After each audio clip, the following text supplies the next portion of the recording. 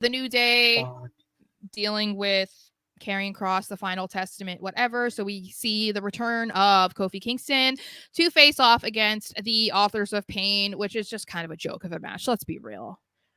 Because the Authors of Pain are very scary men. They are very large. They are very strong. They are very big.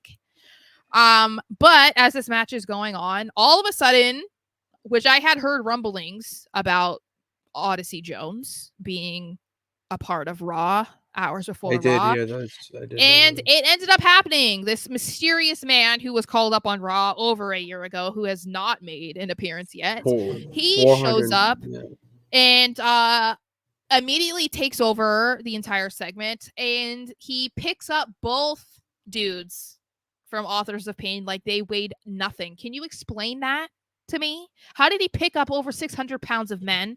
I mean, it was a miracle. I think we witnessed a miracle in front of us. It was absolutely incredible. I think you used the power of positivity. It was insane to me. And then I loved the reaction to him as well, because it felt like, the crowd was good, as we said, but I felt they reacted very positively to like putting him in with the New Day. And when I was looking on Twitter and we were talking about it as well, it felt like this made sense. Like, how did nobody think about throwing him to the New Day before it's this? It's one thing that I can't believe we didn't think of when all this went down with Big E and the fact that he wasn't being used. But I want to bring this up because I tweeted this out, that the video of him coming to save the day. Why not make Big E his manager? Like, bring Big E back into the fold, because you need 3 people for like the Free Birds, for 6-man tag, all that. But at the same time, you also want to build up Odyssey Jones to eventually be on his own or stick with the group and, be part, whatever. Why doesn't he learn from someone who's, 1, been in the group, and 2, is the strong man in the group, where he can have that comedic flair to him, but also be, as tough as nails, serious when it's time to get down to business. I'm a big fan of this. I'm big fan of this. So I think it depends on what they're trying to do, because a lot of people, based off of the segment we saw between them and Xavier Woods, not seeming to be too interested in Odyssey Jones, which also goes along with Karrion Kross acting as if Kofi is going to betray him, blah, blah, blah. So it looks like they might try to split up the New Day. I don't know.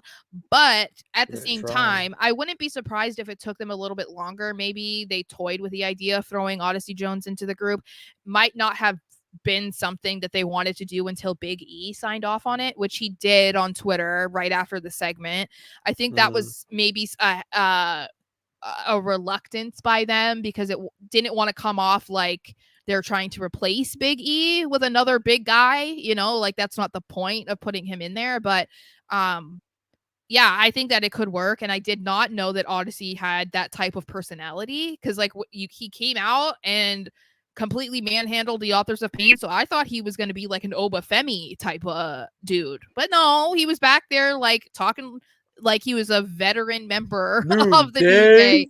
He hit him with this, like, it was awesome. So I loved it, and I'm really curious to see where this goes. I mean, I understand why they might toy with the idea of breaking up the New Day, but I kind of feel like they've been a group for 10 years. Like, do we really need to break them up at this point?